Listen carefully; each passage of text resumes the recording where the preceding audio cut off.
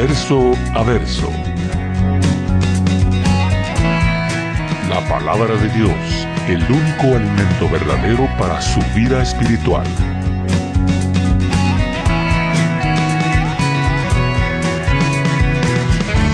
Verso a verso. Una presentación de Capilla Calvario, Guatemala.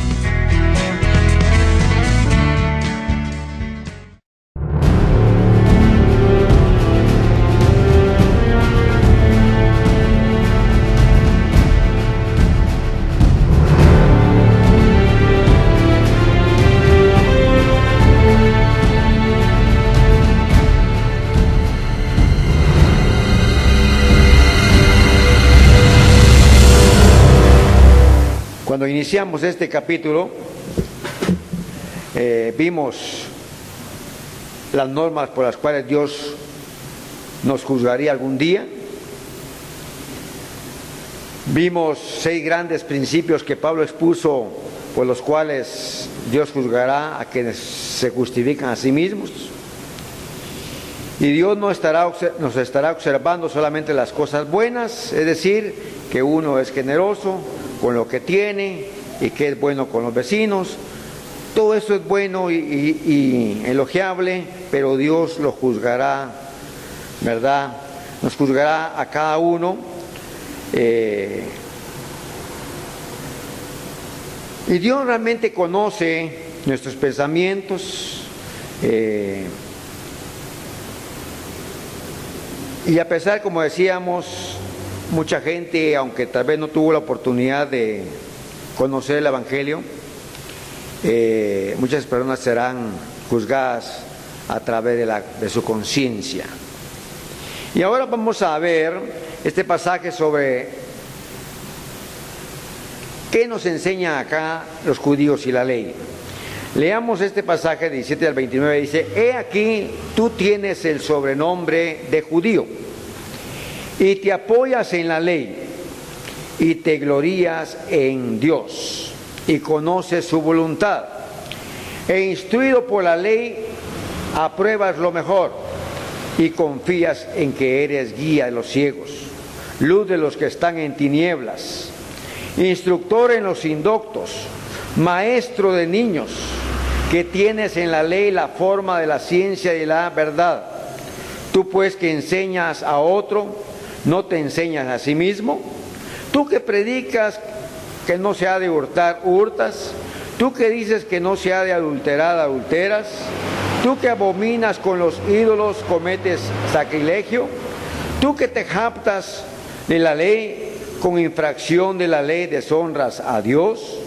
Porque como está escrito, el nombre de Dios es blasfemado entre los gentiles por causa de vosotros.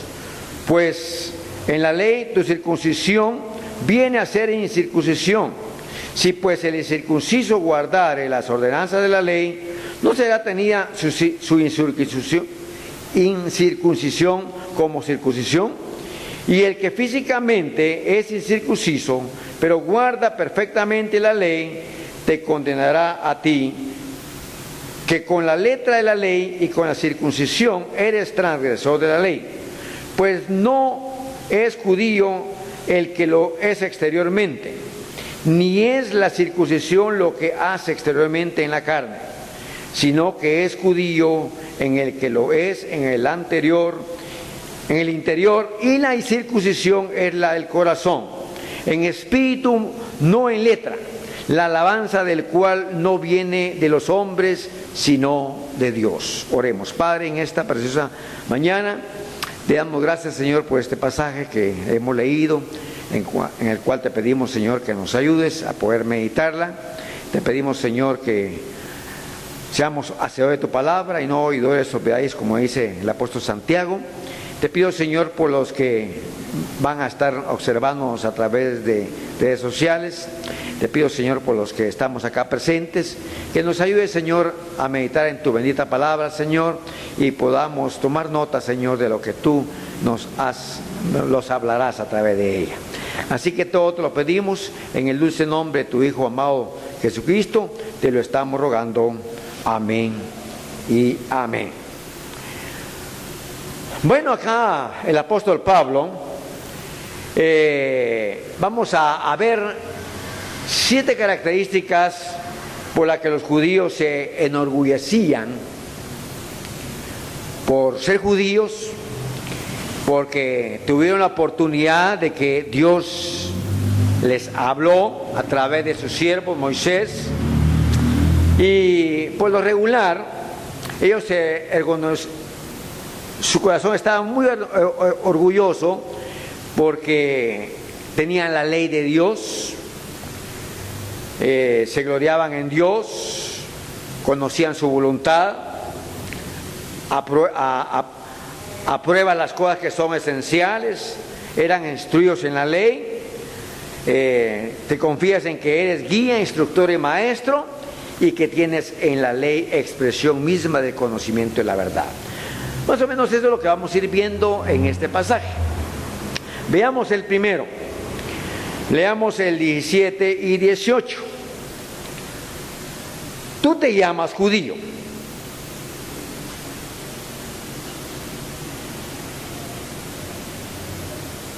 Y te apoyas en la ley, en la gloria de Dios. Veamos aquí, leamos aquí en mi Biblia también. Dice: he aquí tú tienes el sobrenombre de judío y te apoyas en la ley y te glorías en Dios.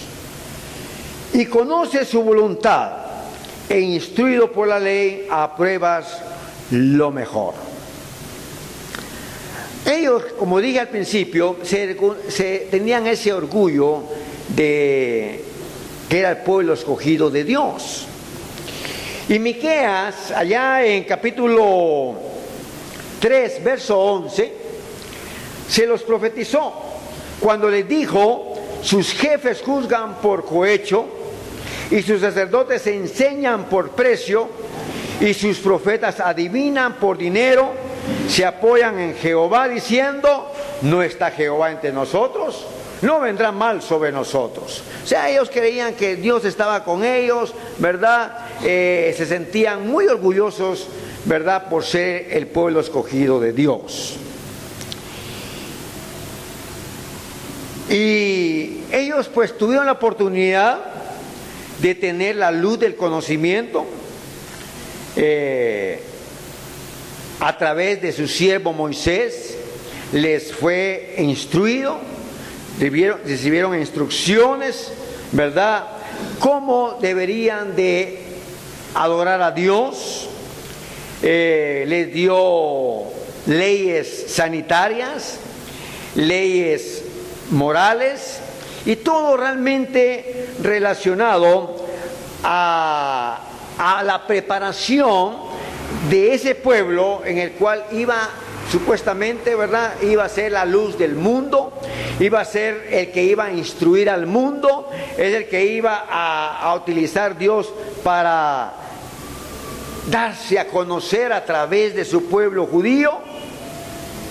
Pero resulta que no fue así, porque realmente cuando la luz del mundo vino a esta tierra, el propio pueblo judío desechó la luz del mundo, que era Cristo, que es Cristo, mejor dicho, ¿verdad? Así que el judío tenía prácticamente ventajas sobre el que no era judío. Y vemos acá los primeros, que dice que llevar el nombre específico de judío era un nombre muy especial. Segundo, apoyarse en la ley de Dios, presumir de Dios, conocer la voluntad de Dios. Y quinto, verificar la excelencia de ciertas cosas a ser instruidos en la ley. Entonces, Dios instruyó a este pueblo desde el principio para enseñarles cómo deberían de adorarle, cómo deberían de reverenciarle, qué ritos tenía que preparar el pueblo. Y ellos realmente hasta el día de hoy siguen instruyendo a los niños en la palabra, en la ley. Y como nos instruye allá en Deuteronomio capítulo 6, instruye al niño en su camino y cuando fuere viejo no se apartará de él. Entonces prácticamente ellos instruían a los niños desde la mañana, mediodía, en la tarde, en la noche, siempre los instruían en la palabra del Señor. Pero estos judíos realmente, como Pablo, ¿verdad?, también pasó por esto. Pablo inclusive fue un religioso y trató de cumplir al pie de la letra la ley de los judíos, ¿verdad? Él se dio cuenta que de nada le servía, ¿ya? Veamos los otros versículos 19 y 20. Cuando dice, y confías en que eres guía de los ciegos, luz de los que están en tinieblas, instructor de los indoctos, maestro de niños, que tienes en la ley y la forma de la ciencia y de la verdad. Acá vemos los últimos 5 privilegios personales del judío, que se refería que estar convencido de que era un guía de ciegos. Como decía, el pueblo judío estaba Dios lo había preparado para que fuera luz de las naciones, para que el pueblo judío enseñara que solo había un Dios en la teocracia, y evitar que el pueblo judío fuera el que daba la enseñanza de que no podían adorar otros dioses. ¿Por qué? Porque el pueblo pagano, el pueblo gentil, sí adoraba a otros dioses. Habían creado muchos dioses. Y por eso acá dice que ellos habían sido preparados para ser guía a los ciegos. Se refiere a aquellos que no conocían prácticamente a Dios, ¿verdad? Pero se recuerdan que una vez el Jesucristo mismo, ¿verdad?, les criticó por eso. Porque enseñaban, pero lo que enseñaban no lo practicaban. Entonces les decía, ustedes son guía de ciegos, ¿ah? Un ciego no puede guiar a otro ciego porque ambos caen en el mismo hoyo, les dijo Jesús. Entonces vemos acá que ellos, pues, a pesar que eran la luz, en medio de esta oscuridad, en medio de este mundo lleno de tinieblas, ellos realmente no cumplieron el mandato de parte de Dios. Tercero, instruir a los ignorantes. O sea, ellos prácticamente tenían la ley, empezaban a instruir, pero ellos solo querían instruirse a sí mismos. No permitían que otro no judío, ¿verdad?, entrara a sus filas, a sus sinagogas. Y por eso vamos a ver, inclusive, criticaron inclusive a la iglesia cristiana primitiva, aquellos que no se circuncidaban, vamos a llegar a eso, que los expulsaban. Entonces, vemos acá que presumían de Dios y también conocían la voluntad de Dios y verificaban la excelencia de ciertas cosas al ser instruidos en la ley de Dios. Y aquí Pablo prácticamente les sigue dando esa enseñanza, ¿verdad? Que ellos solo se instruían a sí mismos, ¿ya? Dios quería que la enseñanza fuera esparcida a través de todo el mundo, pero no, ellos retenían mucho la palabra, ¿ya? Y hoy en día a veces nosotros no queremos compartir la palabra. A veces tenemos la oportunidad de compartirla y no lo hacemos.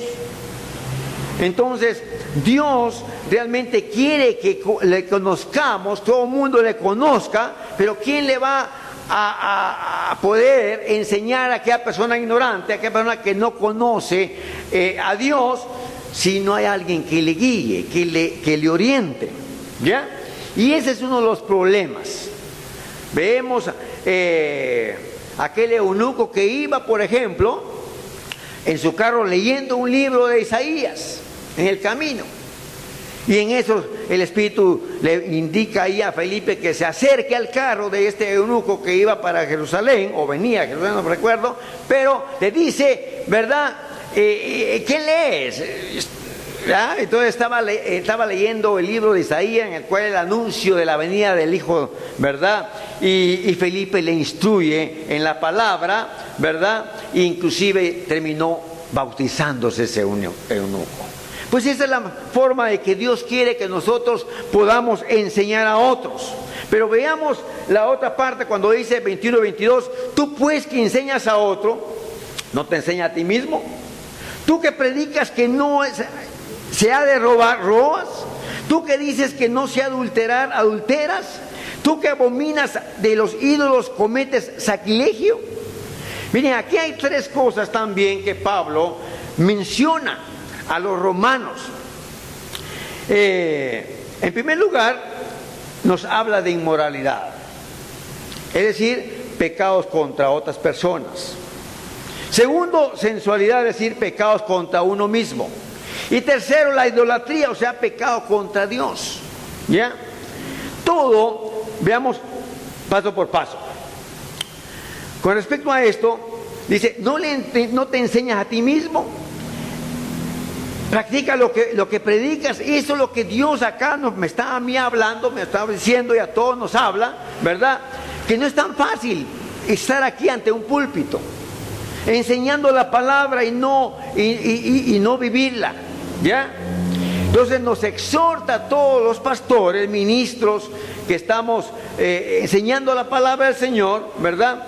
Pablo nos exhorta a nosotros, exhorta a los judíos también de esa manera, ¿ya? Que debemos de vivir realmente. ¿Por qué? Porque el Evangelio la palabra es viva y eficaz.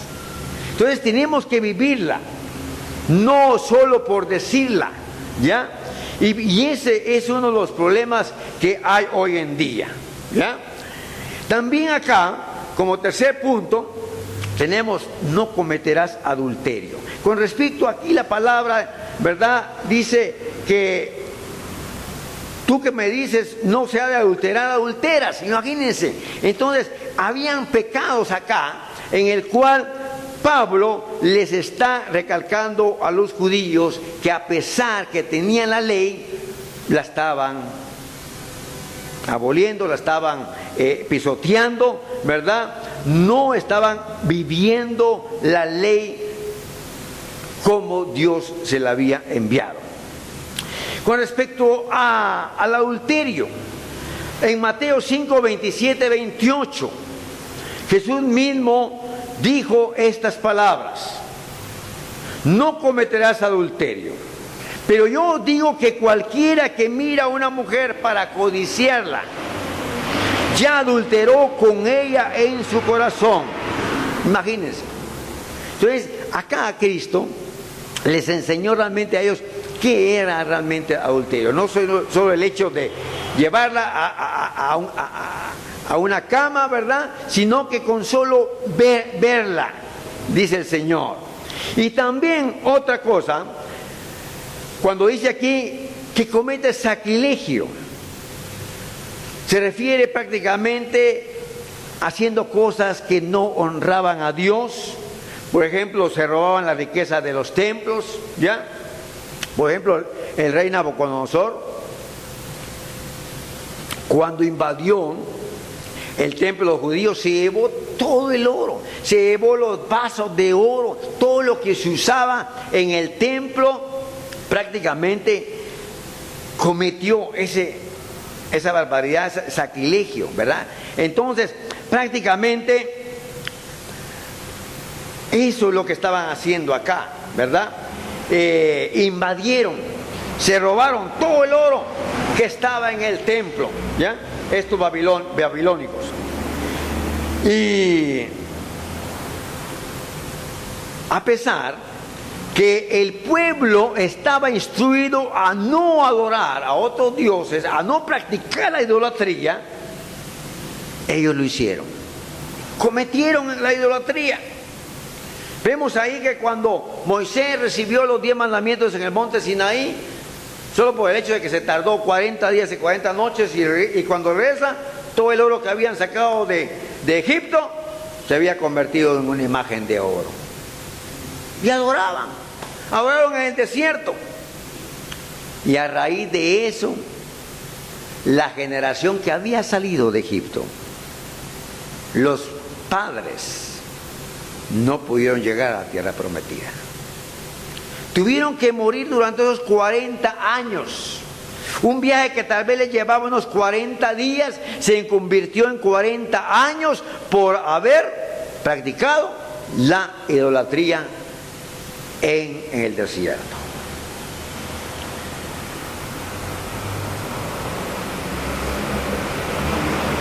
Así que Pablo acá menciona prácticamente estos pecados que los judíos habían cometido, ¿verdad?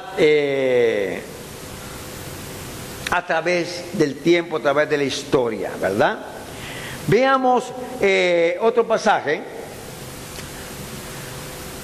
verso 25. La circuncisión en verdad aprovecha si guarda la ley, pero si eres transgresor de la ley, tu circuncisión viene a ser incircuncisión. Aquí vemos que Moisés, allá en Génesis capítulo 17, 10 y 11, recibió la instrucción de parte de Dios de que todo varón tenía que ser circuncidado. Veamos ese pasaje. Este es mi pacto que guardares entre mí y vosotros, y tu descendencia después de ti será circuncidado todo varón de entre vosotros. Circuncidaréis pues la carne de vuestro prepucio, y será por señal del pacto entre mí y vosotros. Ahí está la instrucción que recibió Moisés de parte de Dios para el pueblo judío. Génesis 17, 10 y 11. Pero ¿qué pasó? Pasaban los 40 años, ya Moisés murió, no pudo llegar a la tierra prometida, y el sucesor de Moisés, que fue Josué, llevó al pueblo de Israel, al pueblo judío, a la tierra de Canaán. Pero antes, prácticamente, Josué recibe también la orden de parte de Dios en Josué 5, 3 y 4, cuando dice: y Josué se hizo cuchillos afilados y circuncidó a los hijos de Israel en el collado de Aralot. Esta es la causa por la cual Josué los circuncidó. Todo el pueblo que había salido de Egipto, los varones, todos los hombres de guerra, habían muerto en el desierto, por el camino después que salieron de Egipto. Entonces, ¿por qué Josué recibe esa nueva orden? Porque todos los que habían nacido en el desierto durante esos 40 años no se habían circuncidado. Entonces, Josué tuvo que circuncidarlos antes de entrar a la tierra prometida. Ahora veamos con respecto a nuestros días. ¿Qué nos dice en Hechos 15:1 con respecto a la circuncisión?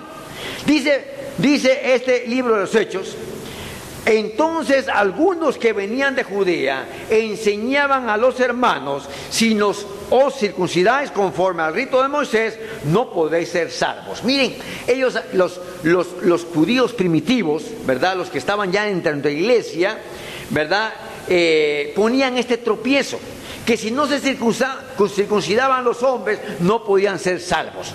Así vino inclusive después también, que si no eran bautizados en agua, no podían ser salvos. Y a veces ponemos ese impedimento inclusive también del bautismo, que si no practicamos tales cosas, no somos salvos. Hay una iglesia por ahí que es la única que se lava los pies. Dice: no, nosotros solo nosotros somos salvos porque nosotros sí practicamos todos los ritos que dio Dios, nuestro Señor. Lavarnos los pies unos a los otros. Hay una iglesia que, no quiero mencionar los nombres, ellos dicen que solo ellos tienen que cumplir la verdad. ¿Por qué? Porque también hacen ese rito. Y la mayoría de iglesias no lo hacen. ¿ya? Y se enorgullecen igual que los judíos. ¿Por qué? Porque dicen ellos, nosotros estamos practicando todo lo que dice el Señor. Pero Pablo también tuvo en una ocasión, cuando llamó a este joven Timoteo al ministerio, tuvo que circuncidarlo por causa de los judíos. Veamos ese pasaje. En Hechos también, capítulo 16, verso 3, dice: quiso Pablo que éste fuese con él, y tomándolo le circuncidó por causa de los judíos que había en aquellos lugares, porque todos sabían que su padre era griego. Entonces Pablo realmente no era que estuviera de acuerdo que tenía que circuncidarse Timoteo. Lo hizo para no tener impedimento Timoteo en el ministerio. ¿Ah? Entonces por eso lo hizo Pablo. Pero no era porque era realmente obligación, ¿verdad? Ya en el nuevo pacto realmente no es necesario. Vamos a llegar a por qué era ese distintivo que tenían los judíos con respecto a la circuncisión.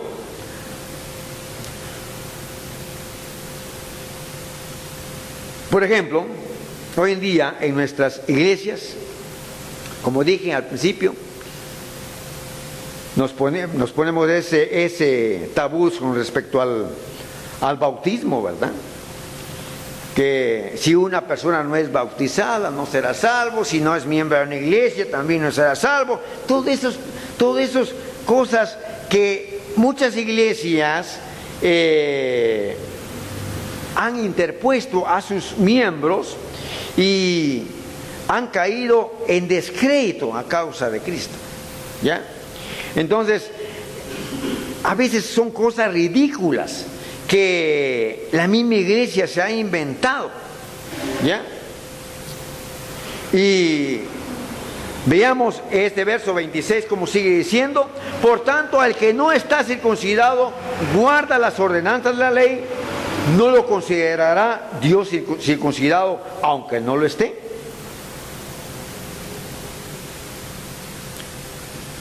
Veamos un ejemplo con respecto al hombre y la mujer que se casan. Tú sabes muy bien que cuando los que hemos pasado por el matrimonio, ¿verdad?, nos ponen un anillo. Yo, por cierto, lo perdí rapidito, ¿ah? Me lo quitaba cada vez que me lavaba la mano, ya me lo recuperé. Después lo perdió mi esposa. Pero el hecho de que cuando haya perdido un anillo, no quiere decir que estemos prácticamente, rompimos ese pacto, ¿ya? El anillo realmente es un símbolo, ¿verdad?, de una pareja que está en matrimonio. Pues esto prácticamente ellos lo tomaban así, ¿verdad?, de que la circuncisión era un símbolo, ¿ya? Así que el hecho de que sea un símbolo no quiere decir que nos quite el derecho de estar casados, ¿verdad?, o ser parte de la iglesia.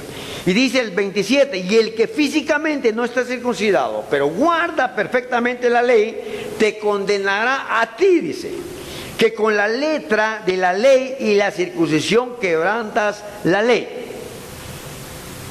¿Qué aconseja aquí Pablo? ¿Fue llamado alguno siendo circunciso? ¿Qué dice Pablo? ¿Qué es el circunciso? ¿Fue llamado alguno siendo incircunciso? Dice, no se circuncide.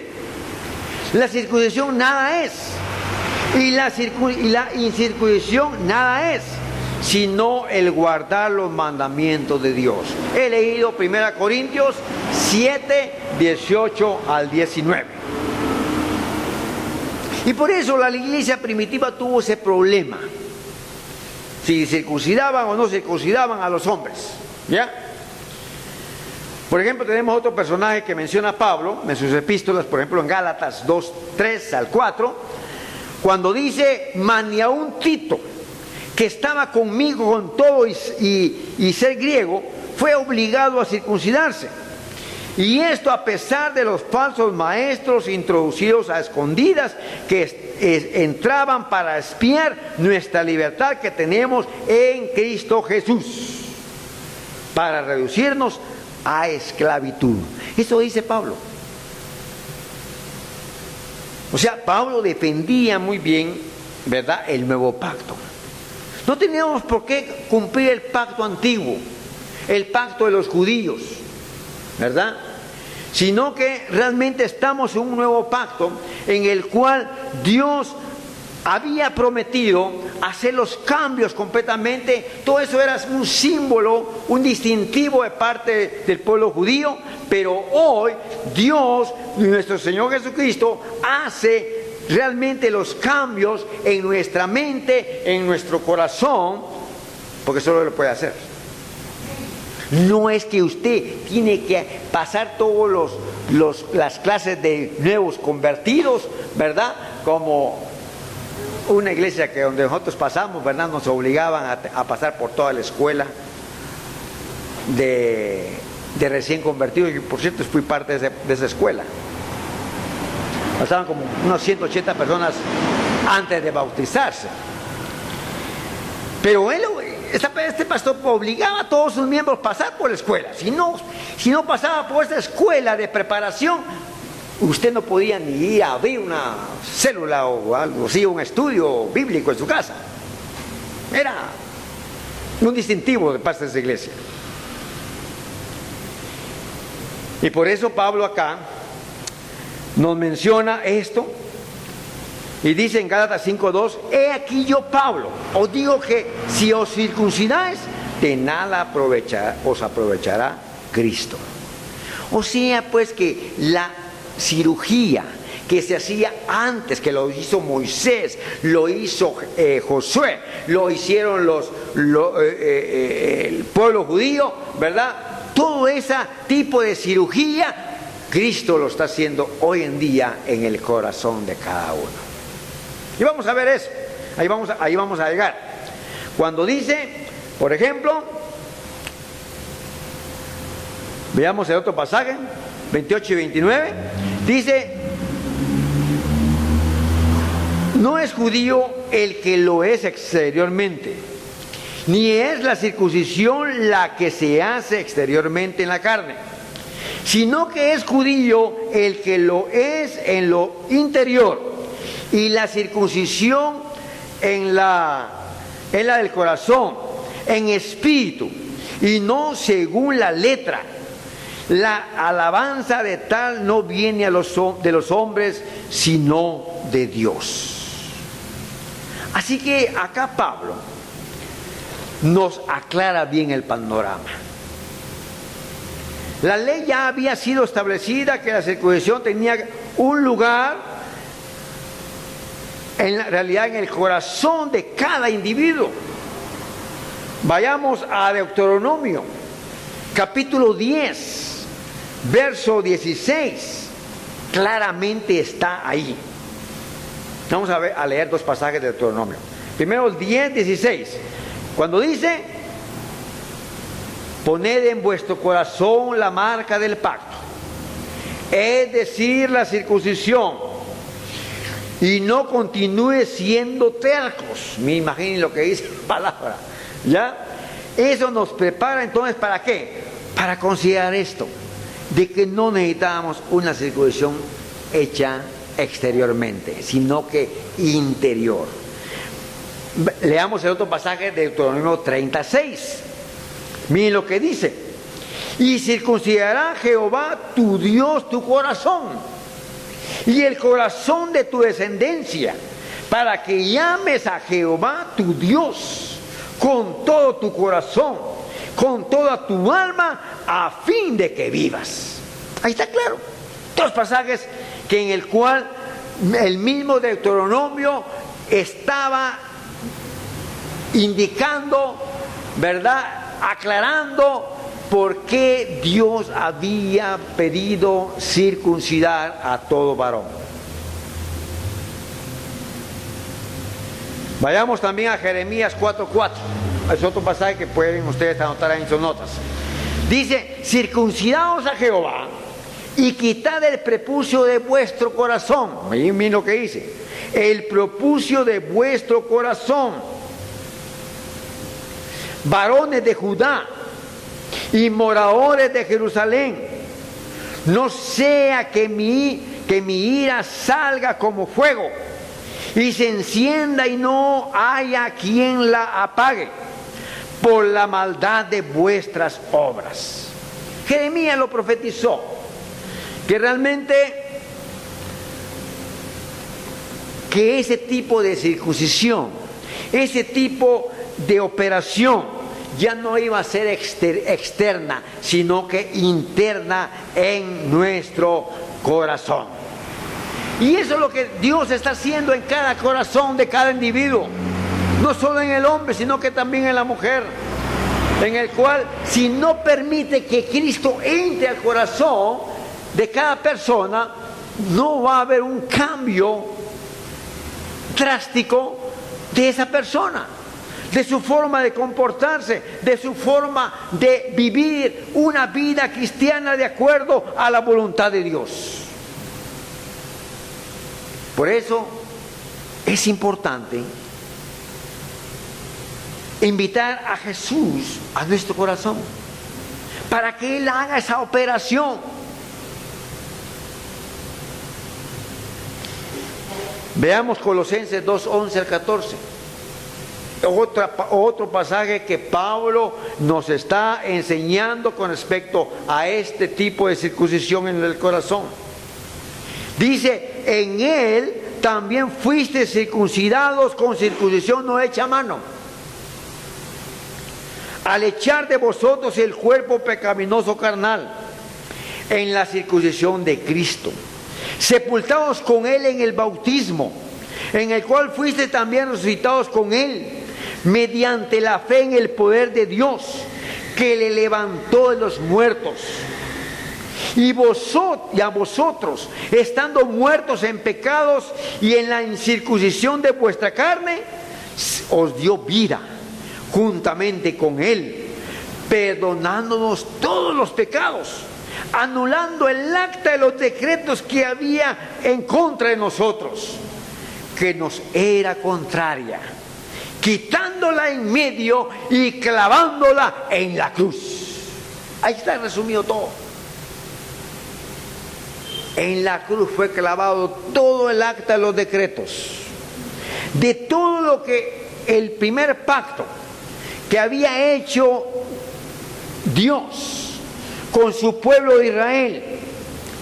A través de Jesús empezamos un nuevo pacto.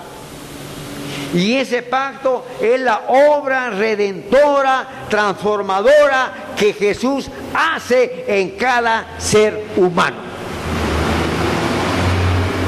Por eso,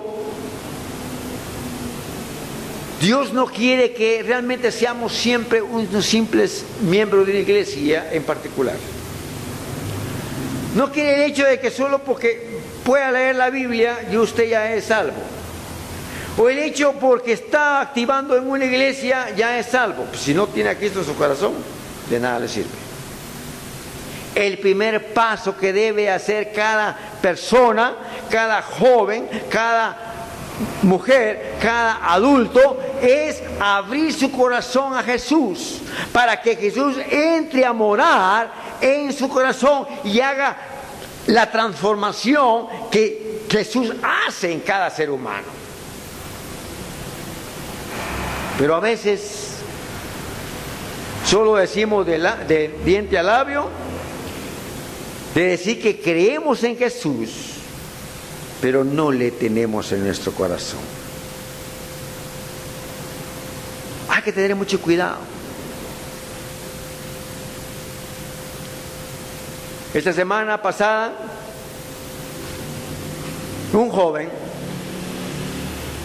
envió un mensaje pornográfico a una red de empresarios donde yo pertenezco, inclusive como 30, y se fue el video pornográfico, imagínense. Y el que dirige ese grupo, asustado, ¿ah? ¿Y qué te pasó, fulano? ¿Ah? Eso es imposible. A veces la abundancia del corazón abre la boca, la abundancia de lo que tiene en su mente es lo que se transmite, ¿ya? Imagínense cómo se dio a conocer a esta persona, que no tiene Cristo en su corazón. Su mente está llena de basura, de pornografía, de cosas inmorales, de cosas de adulterio, fornicación, todo eso es lo que está abundando en el corazón de ese joven. ¿Qué podemos hacer? Invitarlo a que venga a Cristo. Es la única manera. Otros dirán ahí, no, hay que mandarlo a un retiro, ¿ah?, para que saque esos chamucos que tiene. Eso es lo que aconsejan muchos, ¿verdad? No, si no tiene a Jesús en nuestro corazón, de nada le sirve. La clave es dejar que Jesús entre en nuestro corazón y haga los cambios completamente dentro de él. Entonces Dios va a estar transformando nuestro ser, nuestra mente, ¿verdad? A medida que vayamos leyendo la palabra, Dios va a estar hablando a nosotros, va a ser transformada nuestra mente y nuestro ser, todo. Pero el primer paso es dejar que Jesús gobierne nuestro corazón. Si usted no permite que Jesús gobierne su corazón, de nada le va a servir. Estamos perdidos. Simplemente seremos otros religiosos más.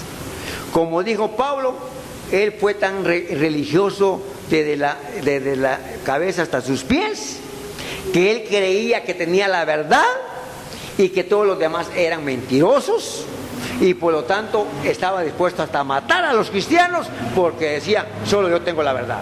Hasta que se enfrentó con Jesús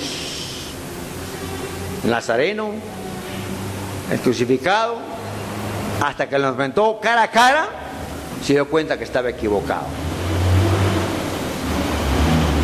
Yo discuto a veces con testigos de Jehová, con otros religiosos también de otras religiones,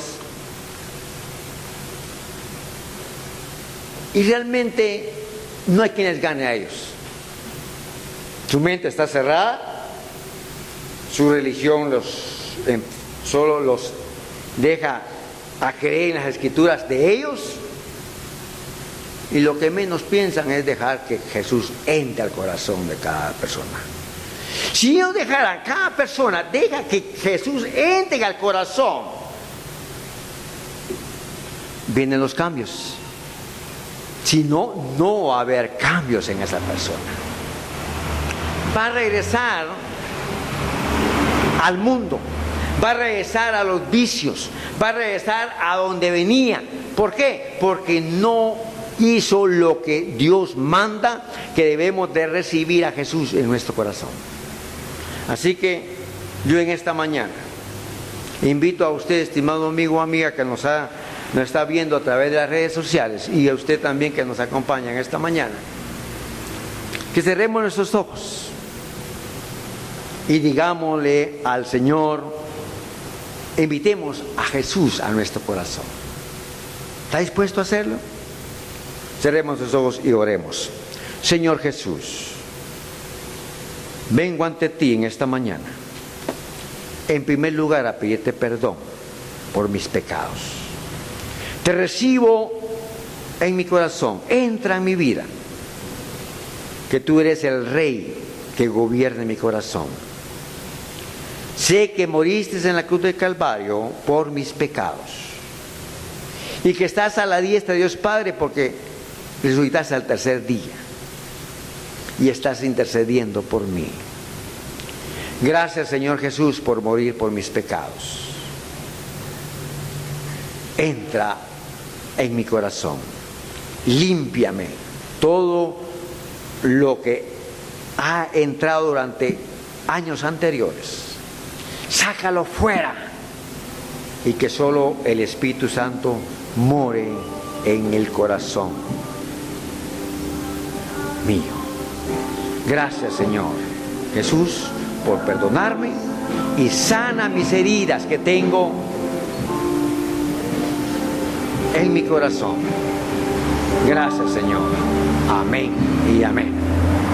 Si usted hizo esta oración conmigo, repitió esta pequeña oración, téngalo seguro que ha recibido el perdón de sus pecados. Cristo ha entrado en su corazón y de aquí en adelante usted es una nueva criatura. ¿Alguien ha hecho esa oración conmigo acá? Los asistentes. El silencio me dice que todos ya lo hemos hecho. Pero si usted, estimado amigo o amiga, lo hizo, yo le invito que hable con nuestro Padre Celestial en todo momento. Lea la palabra de Dios, la Santa Biblia. Dios va a estar hablando